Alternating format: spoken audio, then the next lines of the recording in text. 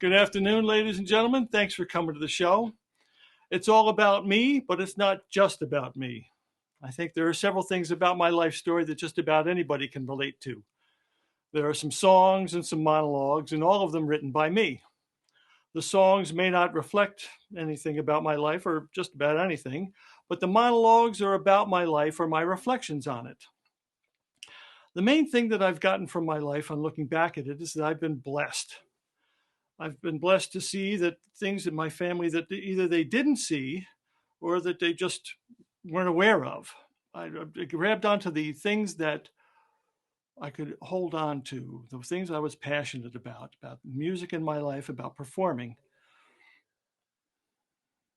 And I've just been very blessed about all of that. Good. Thank you very much. And welcome to the show. Let's get on with it then.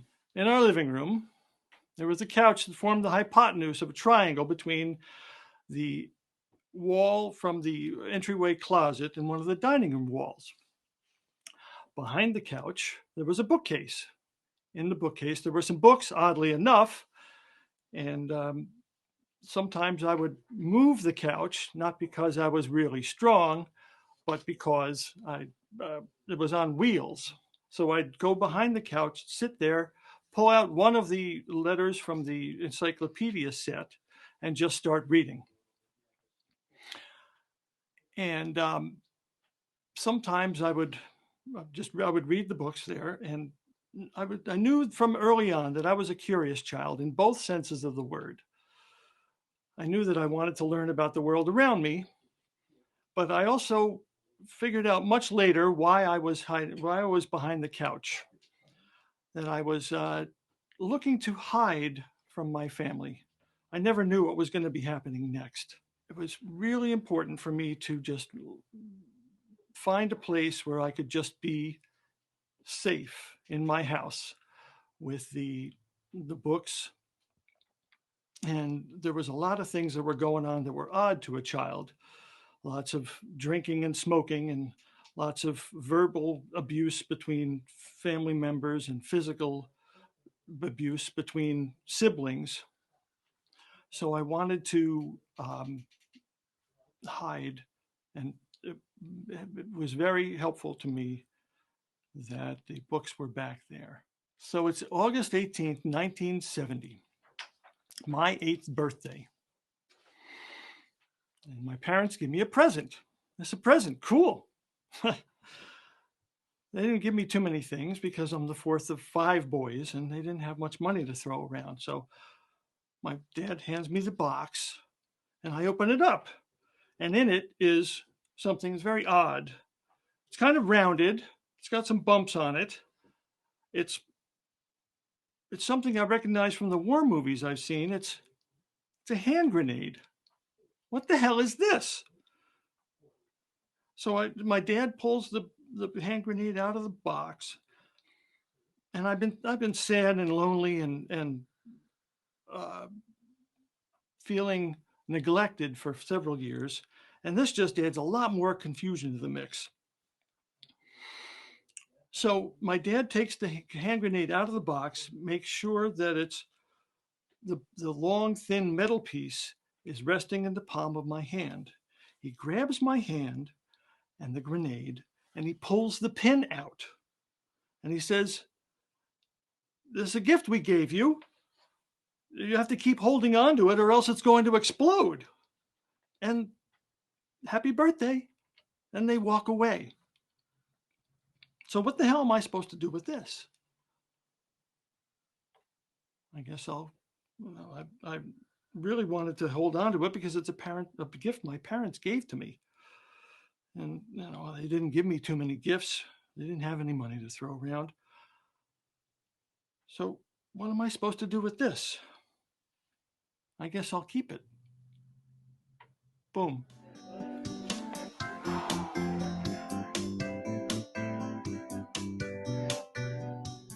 I have a memory and I have no idea if it's accurate or not. I'm sitting in the middle bedroom of a house that I grew up in, and there were 3 bedrooms and a bathroom upstairs, and these bedrooms were dormers, which meant they stick out from the side of the house. I hated the design of that house. The house is still there, and I hope the residents are happy, but I need to focus. So I'm sitting in the middle bedroom of the house, and I'm trying to practice my trumpet for elementary school band. And my parents are downstairs watching TV, and my brothers, who are upstairs like me, but they're in the front bedroom doing what I later found out were nefarious things. So anyway, my parents are downstairs watching TV, and they're engaged in a long-distance yelling battle between them and my brothers, who are upstairs. So I'm saying to myself, why are you people yelling at each other? Can you stop that? This is making me very nervous. So it goes back and forth and forth and back. And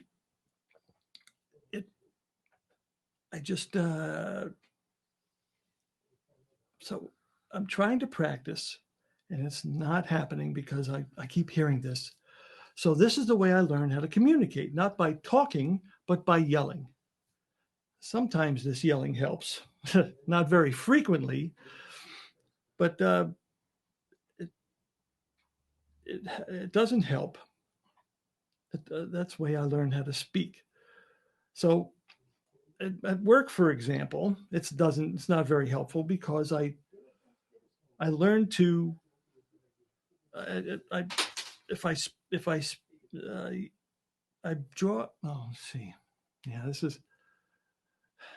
is a very difficult subject for me to talk about, apparently, because I can't really speak. I just yell. It's a difficult way to work because if I get just the tiniest bit too loud, they can hear me on the other end of the sales floor because we have an open floor plan at our job. And if I speak up really loudly, then they can hear me at the other end of the building. So that way I draw everybody else into whatever drama is unfolding at my desk.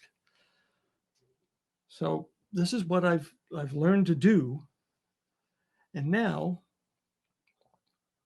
what to do about this?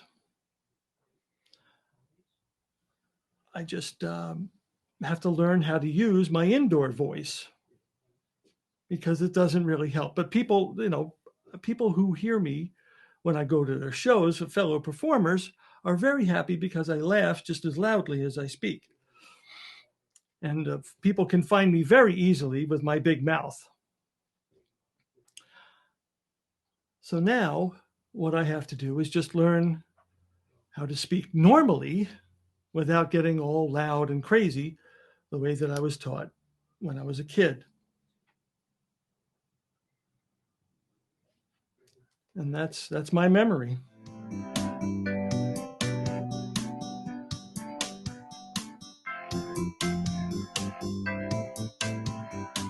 So it started when I was about 8.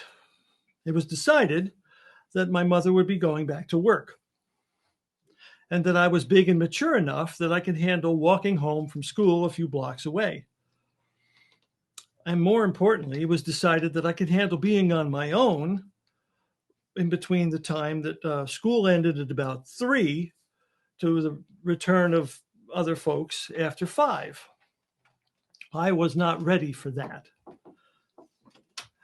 So every noise, every creak in the house was cause for alarm. It was just scary because I didn't know when anybody else was going to be returning back home. So and I've been always a creative sort, as you can tell. And I just made up stories about what was happening with my parents, with my brothers, with the house. So it just, the only thing that really came to me to relax was watch TV, and game shows and cartoons were favorites. And so what came to me during this time was that that no one is going to be there when I needed them because they just weren't there. And I I just I didn't know what to do because there was no guidance from folks because there were no folks around to guide. And this kind of fear is hardwired into my brain so that I get the sense that no one is going to be there to give me what I need, so I have to get it myself. What is the word that I'm looking for? The I'm out of words apparently. So, and I want to tell you that I'm trying to get through this hardwired anxiety, and it just isn't going away. But there are, I'm guessing that there are some kind of ways to get through it. So, what I'm learning from all of this and talking about this to you is, well, now I get it. Now something's coming to me that there's got to be some kind of resources for kids who are left at home after school and before the return of elders. Because I know I'm not alone in this. I see it on my Facebook feed from millennials and Gen X kids. And there's got to be some kind of after school programs that give kids something to do instead of just sitting at home and spinning their wheels in their own heads about what's going on with the house and what's going on with their parents. And in my case, what's going on with the brothers.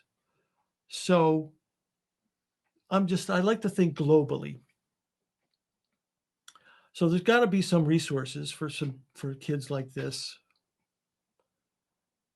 especially for elementary school kids, because I know the parents have limited resources. They've got to work to put food on the table, and after school programs for elementary school kids are way out of the budget.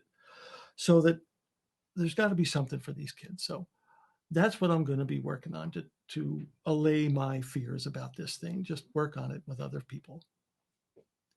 And that's what I'm going to do.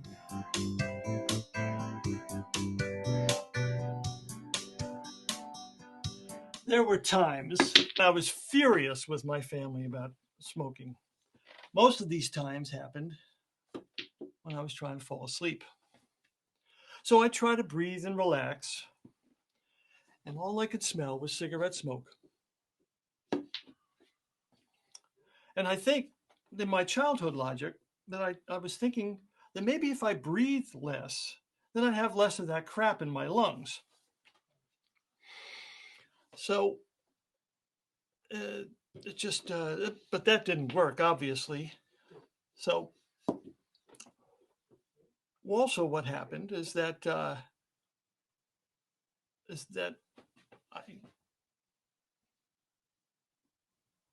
later on, there were times when I would just sit in the living room with my parents and my brothers, and I would just get so filled up with the smoke that I was just furious. And they would just, and nobody talked to me about it. Nobody asked my opinion about it. They just smoked. So it was not just my parents and my brothers, but all of their friends. So I'd occasionally go out onto the porch to just get some fresh air. And I don't remember one time where anybody came out to ask what I was doing or how I felt about it or anything.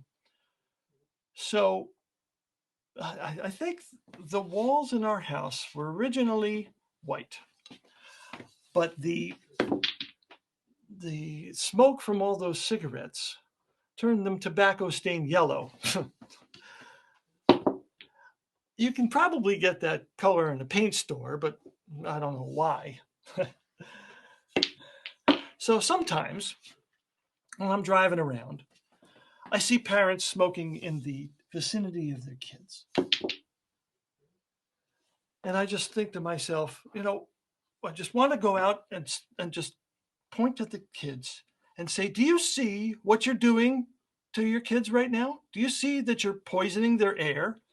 Do you see that you're giving them an example to kill themselves and to watch you do that yourself? But that really would do nothing. And that would be just jumping in where I have absolutely no business to. So, what is there to do?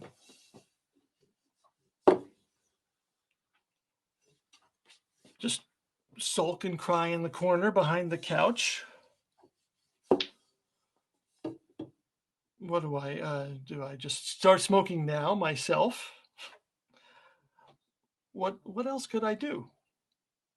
I don't know, but I guess I'm still working that one out.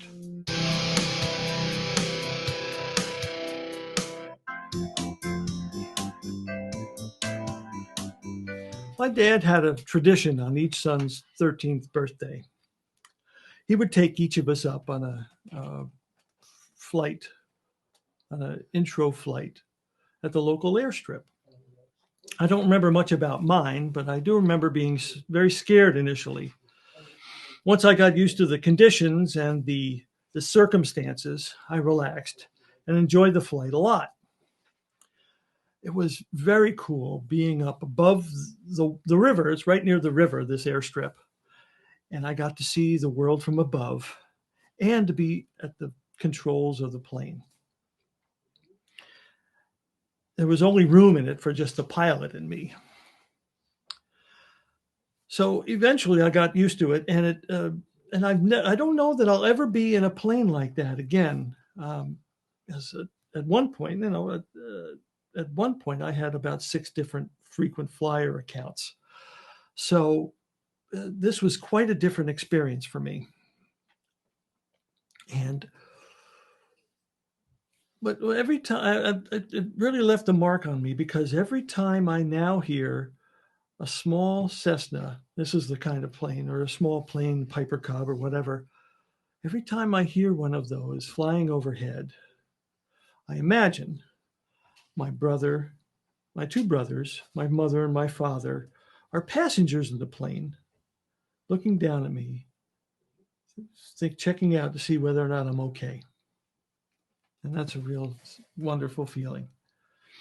Perhaps when the world gets well again, I'll take another intro flying lesson.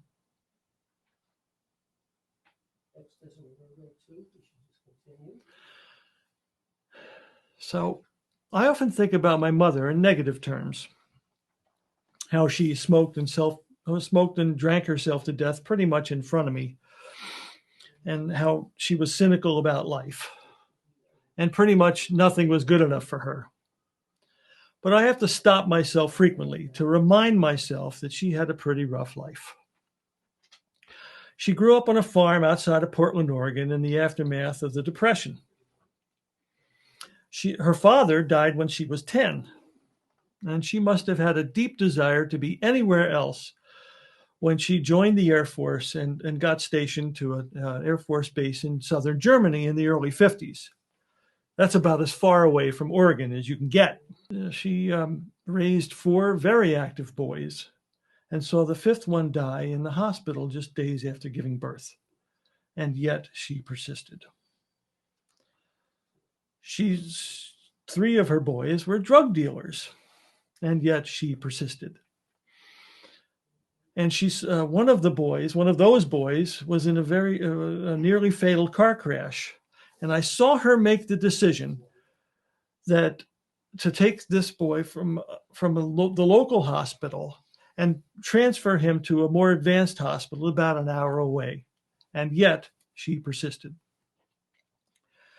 And I saw her battle with the loss of her family. Ours lived on the East Coast and hers remained on the West. So she was separated from her family. And yet. And her closest sister, Aunt Pat, was battled Alzheimer's, and that must have had an effect on her. And yet.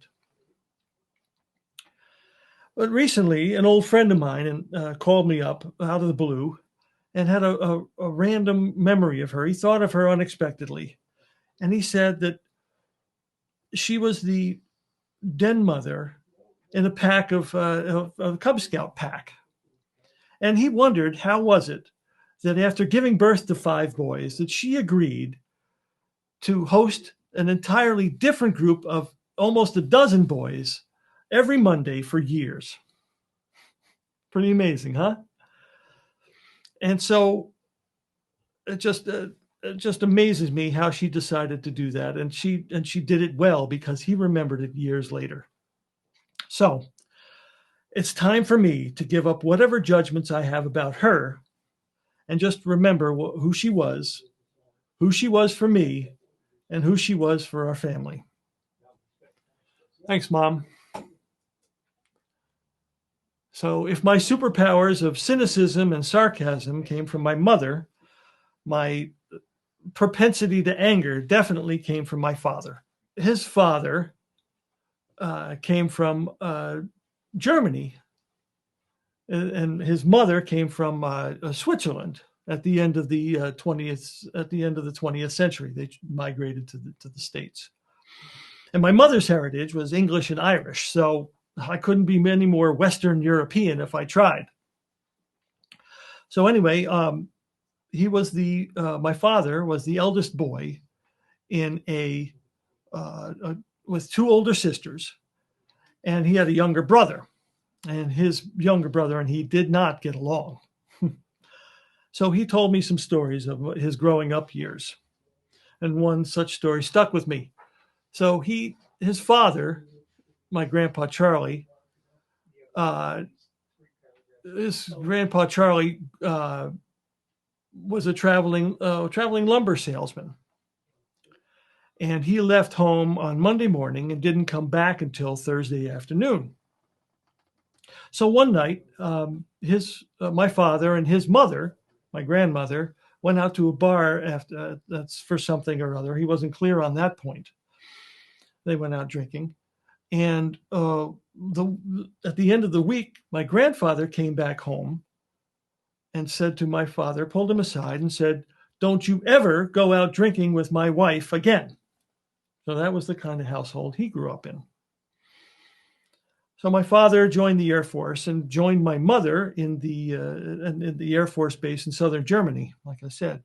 So he was an air policeman, my father was, and he was guarding the base one night. This is another story he told me. He was guarding the base one night when the commanding officer, CO, came back drunk. And my father, doing his duty, asked the CO for the password. The CO refused. And my father, always one for doing his duty, asked the CO again. And the CO again refused. So my father didn't back down, and neither did the CO. So at some point, my dad told me that another officer was called in to broker the standoff, and the CO was eventually allowed onto the base. So I don't think my father was written up for that, but and that's fine because he was just doing his duty. So our family was one that prized responsibility and discipline above all else. So sometimes when our family was gathered around the dinner table, we would be discussing the issues of the day in the late 60s and early 70s. Sometimes things would get a little heated. And when my father had his share, he would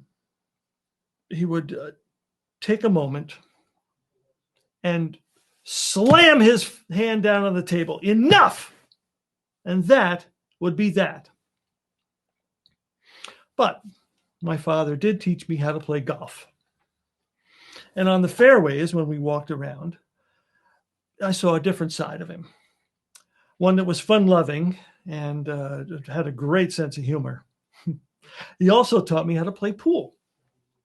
And one word that he used to help me play better on both the pool table and the golf course was finesse. And on both of those fronts, my dad had that in spades.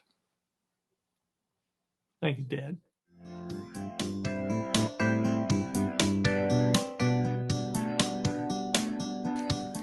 I think you've heard enough of me talking for the time being, so now I'm going to sing you a song. I'd like to dedicate this to Paulie Vegas, wherever he is.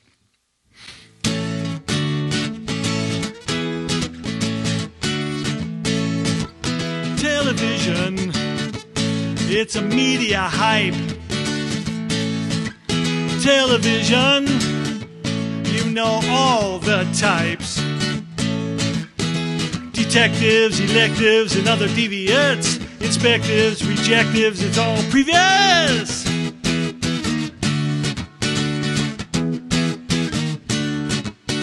Spaced out little zombies sitting in front of the screen, slowly getting brainwashed, 'cause they really don't know the scene.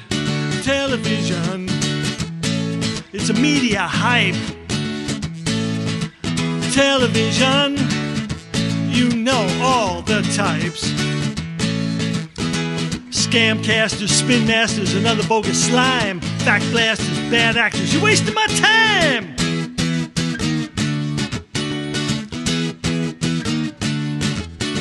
Reality show wannabe leaders, thinking that you're gonna be cool.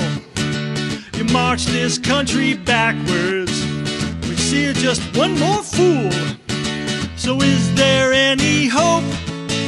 I'm turning into a derp. How steep is this slope?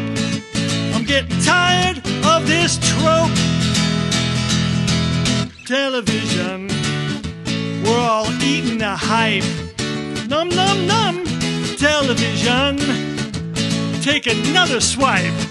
Hard left. Television. Television. Television. Television.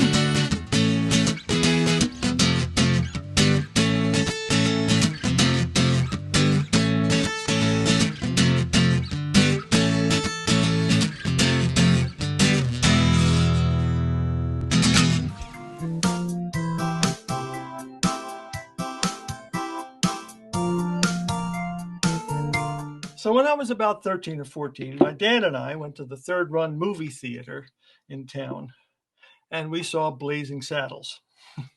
Funniest movie ever. Not at all politically correct. Gross in parts, sexist in parts, anti-racist in many parts, but always funny. So anyway, we're sitting in the theater, and a little while into the show, the usher comes down. Yeah, an usher. That's how old I am, and says, "Call for William Ralph. Call for William Ralph." So he and I look at each other, and we wonder what's up. So he gets up to go to the phone, and a few minutes he comes back. A few minutes later he comes back, and I ask, "What's up?" And so he says, "Your mother called from the 11 Main." That was one of their favorite bars, and she found that she locked her keys. She was going to buy cigarettes there at the 11 Main, and she found that she locked the keys in the car, the motor running. And so I said, "Are we going to go get her?" And he says, "Hell no, we're going to watch this movie." And we sat there watching this movie, and we laughed even harder, knowing that she was there. And I said, and he also explained that, oh, she's safe, and if the car runs out of fuel, it'll just shut off. So we were just having a blast, because this made it even funnier. So eventually we made it to the 11 Main, and I thought that she was going to be pissed. There she was, sitting at the bar, enjoying a scotch and water and a lit Parliament in front of her. Enjoying herself thoroughly. And that is why they were married for 38 years.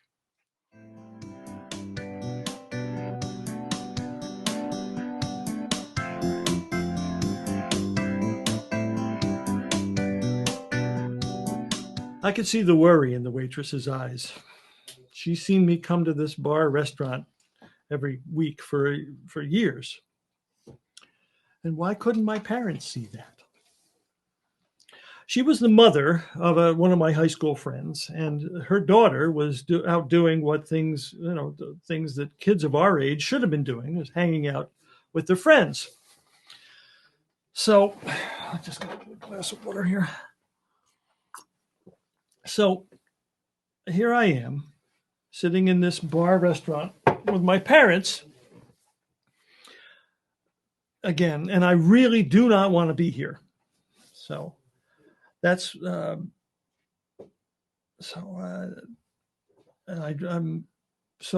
taking me out to dinner, and I know because it's happened before that they're going to have too much to drink, and I'm going to be in the company of other adults getting drunk. So also in this bar was a man who I could tell was trying to seduce me. And my father had great respect for his intellect, but didn't. He was a lovely, non-judgmental man, and his lovely, non-judgmental way didn't see or didn't take into account that this man was gay, and I was in his sights. So I couldn't be around this man because I knew it wasn't safe. So the only thing that saved my sanity when I was in this place was the jukebox, because I was feeling creeped out, abandoned, and joyous because the jukebox was great. That was the only thing that saved me, and it just saved me from walking in front of the train that was rolling by consistently a few hundred feet away. Was that jukebox. And on this box, frequently playing were a few songs that I really liked. Jazz Man from Carole King, Rise from Herb Alpert, and George on Broadway from George Benson. You get the idea. So I got no idea. They were smoking and drinking in this place, and I had no clue what I could do other than just occasionally walk outside, because this was way before the indoor smoking laws were a thing. And I also had absolutely no idea that I could just walk home because it was in my neighborhood. The thought never occurred to me. And of course I couldn't leave my parents, not me, the caretaker. So I just took it in and stayed with it. I didn't say anything. So there are some self-help traditions that say that there are no victims, only volunteers. So I don't know what I was volunteering for. I'm still trying to work that one out.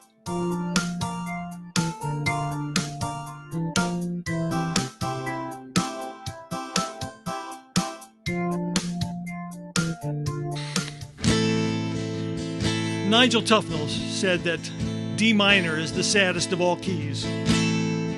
I think that A minor is a close second.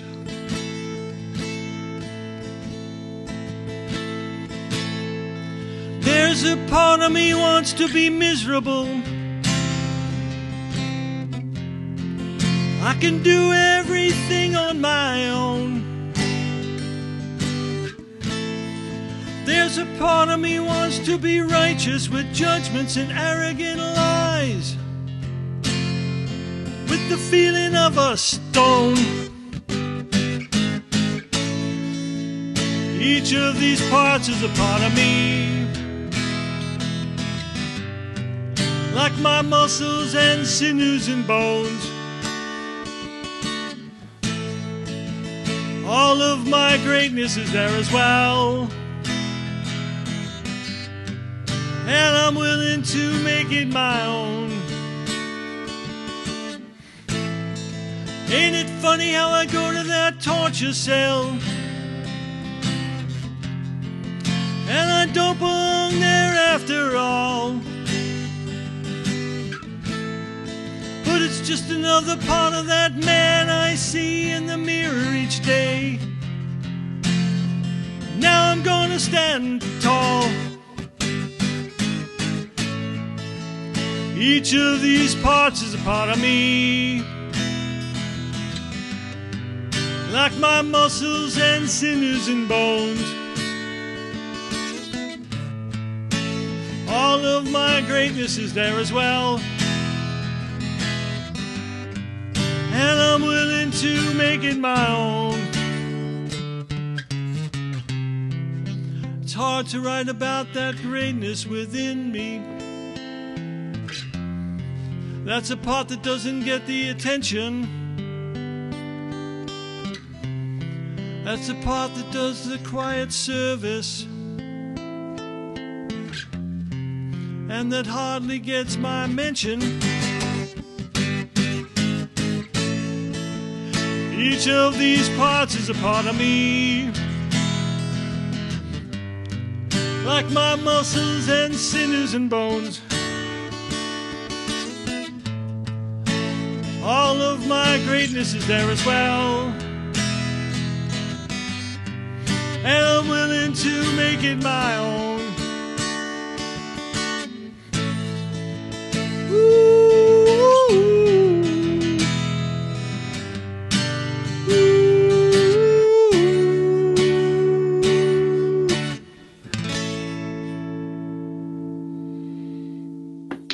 I've been in bands since I was 15. I don't remember how I found my first band, but I'm really glad I did.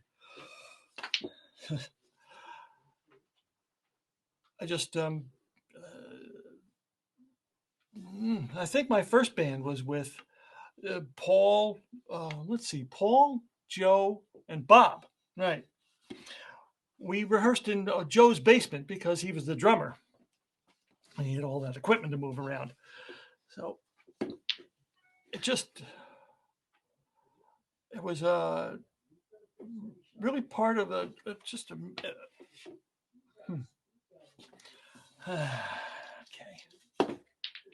So yeah, I knew that I wanted to play music, and that's all I really wanted to do, because that made me feel good. And I'm really grateful to my mother for driving me around to all the rehearsals, and she really supported me in this. She drove me around to rehearsals in that big red land yacht that we had, the big red Buick station wagon, and we even had some rehearsals in our basement. So for other guys, it was about getting the girls and all that, but for me, it was about just the joy of music and playing. And at one point, my dad said to me early on that if you stood still, you probably play better. And I said, I probably would, but that wouldn't be. And I'm having too much fun. And I dare the audience to have more fun than I do. So I was an important part of a thing that was bigger than me. And I knew that I really didn't want to be around my parents anymore, because I'd seen enough of what they were doing. So it was important for me to develop that. And I just want to keep playing as much as possible.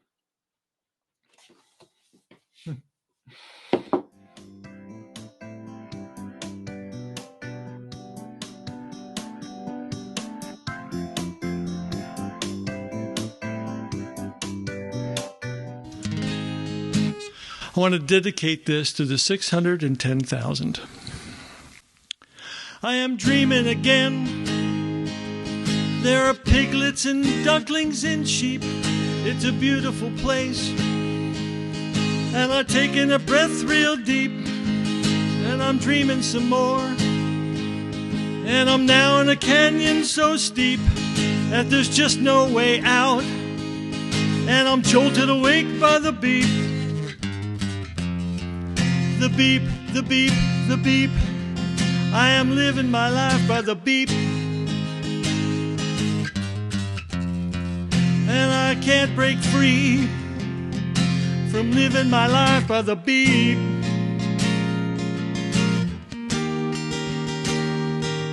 Now I'm jogging in place, and the promises I mean to keep, but my pulse runs so fast, and I'm thinking I'm in much too deep. But I can't walk away, 'cause I've promised that I will not sleep till I finish my plan. And the timer started to beep. The beep, the beep, the beep. I am living my life by the beep. And I must break free from living my life by the beep.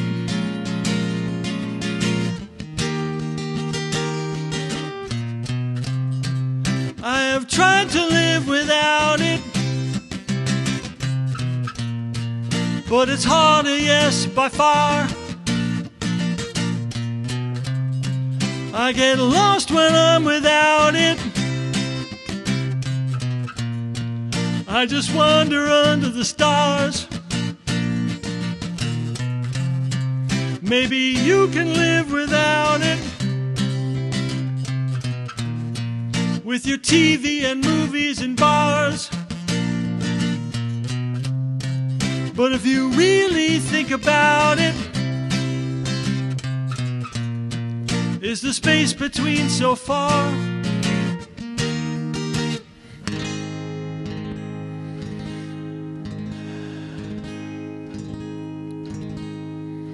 Now I'm sick here in bed, and my fever is starting to peak, and I can't breathe at all without the structure of the beep. Am I living my last? How many miles before I sleep? Have I lived in a line? Or has it only been a beep? The beep, the beep, the beep. Am I living my life by the beep?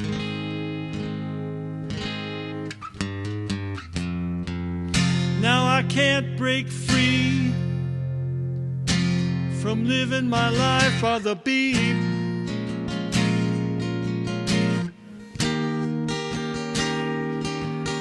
The beep, the beep, the beep, the beep, the beep. Am I living my life by the beep?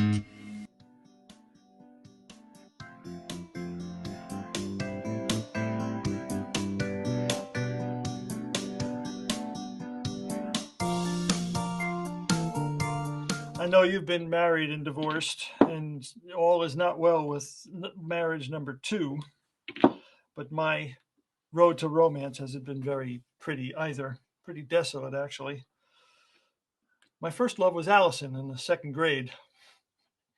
I don't remember much of anything of what we said or did together, but I do remember that she sent me a letter. I was heartbroken when she moved away. She sent me a letter when she moved to Glens Falls, it was, yeah. So she drew 2 stick figures on the back of the envelope, and they were holding hands. I wish I still had that letter. So she was the first to leave.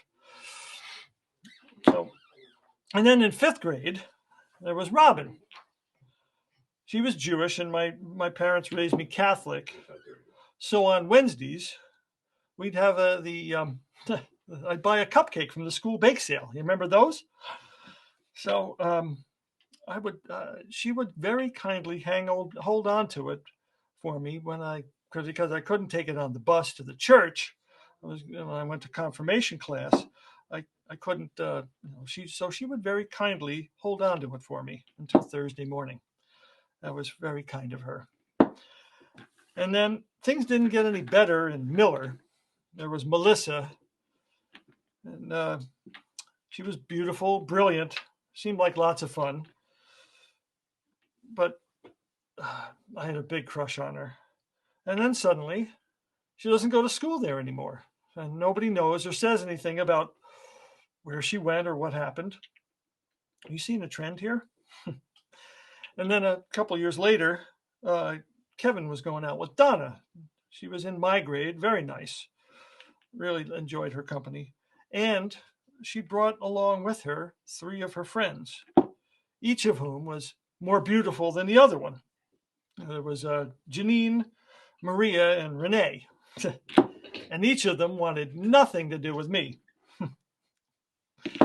So then by the time I get to college, I'm thinking, it's all over.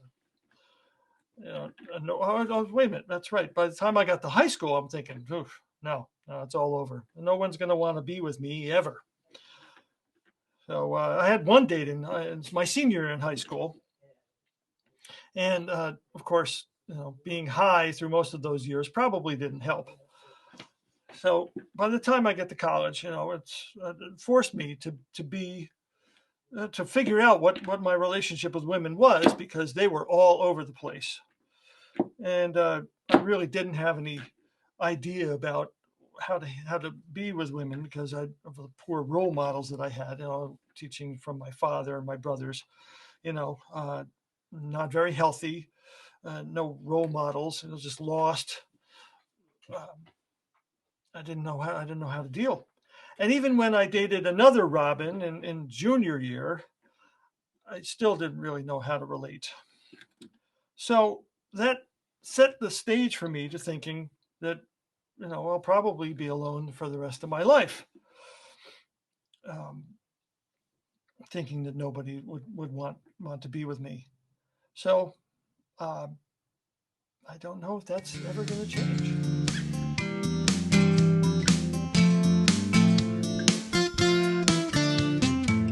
I don't remember what your voice sounds like. You've been gone so long. We used to sit around the TV set and watch the birdies and eagles fly. Taught me how to live in this world, and now I visit you in the next. Your Cheshire cat grin lit up my heart, and your love lifted me up.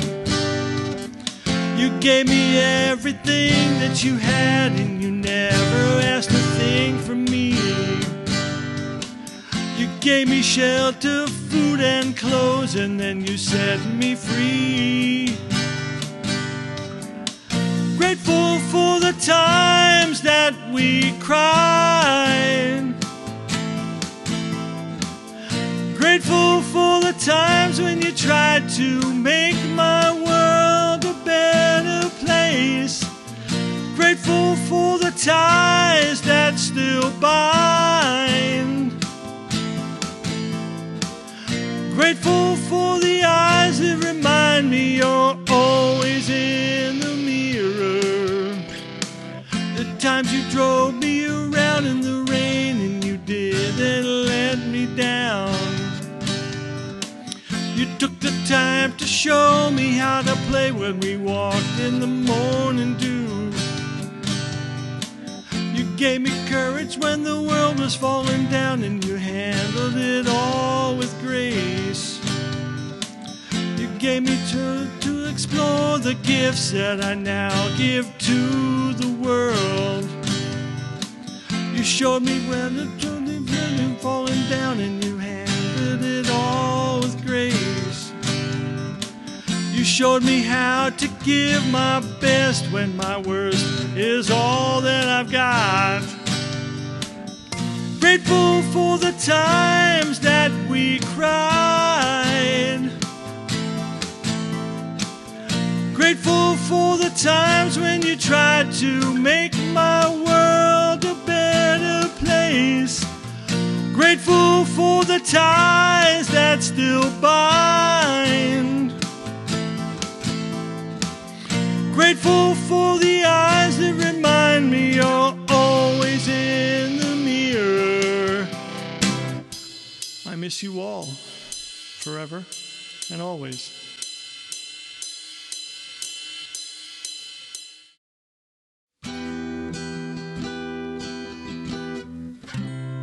I mentioned earlier that my parents gave me a hand grenade. They didn't really give me a hand grenade. They gave me something a whole lot more dangerous. Karma swirls around me and it knocks me off my feet. The anger that I have will only lead me to defeat. So I can put the anger monster back into its place. Oh no.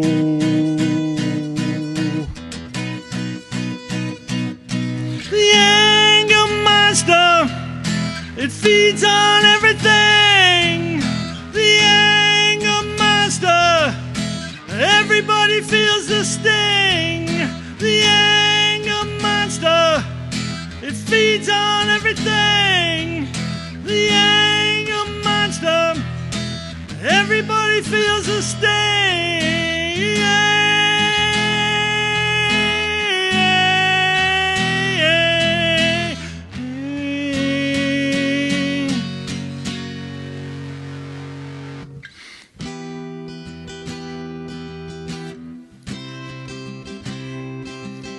With help from those much more attuned, I can lessen the effect of anger in my living life, so it won't have to wreck the good things that I've built so far, or take a backwards pace, so I can put the anger monster back into its place. Oh yeah. The anger monster, it feeds on everything. The anger monster, everybody feels the sting. The anger monster, everybody feels the sting. The anger monster, everybody feels the sting. Everybody feels the sting. Everybody feels the sting. Everybody feels the sting.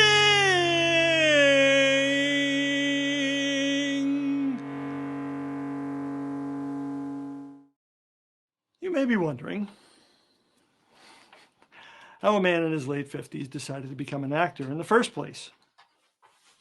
I've been trying to figure that one out myself. I've always been the emotional sort. I've had a lot of emotions. Very happy, very sad, despondent, angry, when and joyous when playing my bass. So I was having a conversation with a dear friend of mine one time when it came to me that the best place to put all this emotionality would be acting. And I've had some acting classes before, but I knew that I was swimming in the deep end when I met Sandy Shurin. And one of the first things she teaches is that I have to be in touch, that the playwright, I have to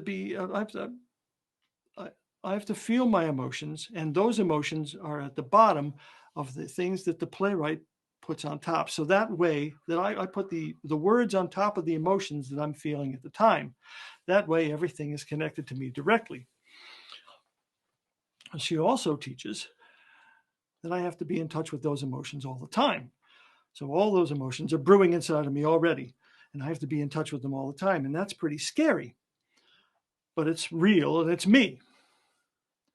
So another thing that she teaches, very important, is that if someone is insulting me, for example, through their character, that I must take it personally. That way, I'm connected to it directly. So where has this acting taken me? It's taken me right here. It gave me the courage to even consider writing something like this and presenting it to you folks today. And also what it's helping me to do is become more of myself. I mean, some people think that acting is about pretending to be somebody else. And I take it that I become more of myself in all of this. And that way, whatever the character is going through, that you go along, you come with me on that, and I feel it too. The picture you see here was taken in the early 70s, about 73 or 74. The four people on the right are all gone. It's gone by their own hands with the help of cigarettes and alcohol. I spoke to several of them about their habits and addictions, sometimes harshly, sometimes lovingly, to no avail. Through this process, I found out that I'm a lot like them. I have my own addictions, but none, fortunately, none that will kill me as quickly as it did them. Or at least that's what I tell myself now.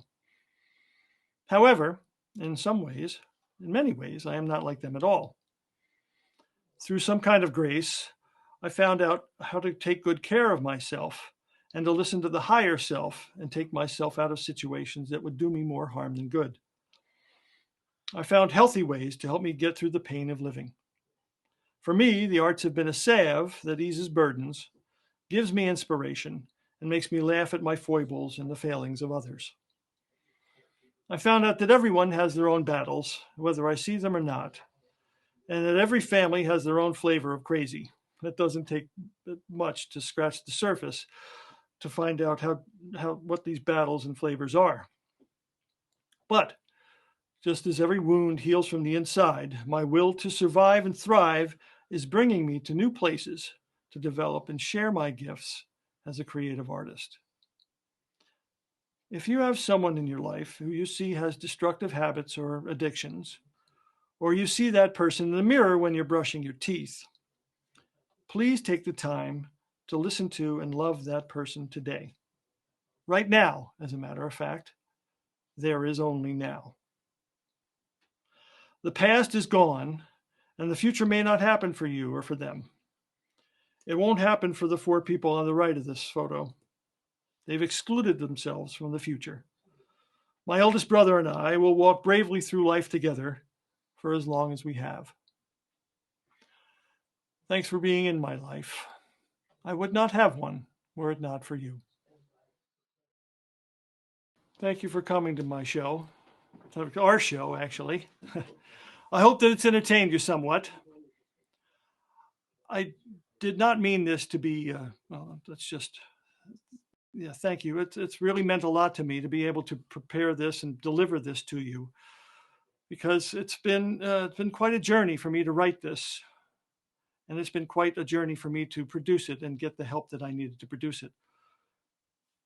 There were times in my life when I really felt that I really didn't have anybody that I can count on, but this has shown me irrefutably that there are many people who are wishing for my success, and I hope that I know that you folks are also doing that. So thank you very much for that. And I just know that I've been blessed. I have several reasons for that. First off, like the old blues song goes, I woke up this morning. Second of all, I have the capacity to write songs and write my monologues and to present them to you. And for that, I'm very grateful, and I'm really blessed. And finally, I just can't count how many people have been supporting me all through the years of my creative life, family, friends, and strangers.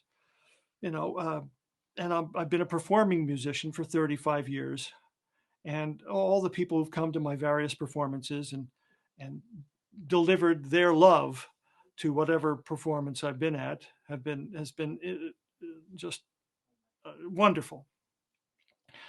And applause has been gratefully received, and it's like food to me. It's like food to an artist, and I like food.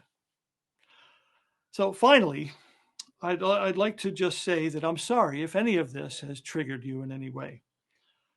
I don't mean to be confronting, but entertaining. So if that has been the case, that I hope that you have or have gotten or will get the healing that you need in order to make the life you want. Because it's all about what we do with the hand that we've been dealt. And I choose to move forward with the hand that I've been dealt and use it to the best of my ability. And with that, I say good night.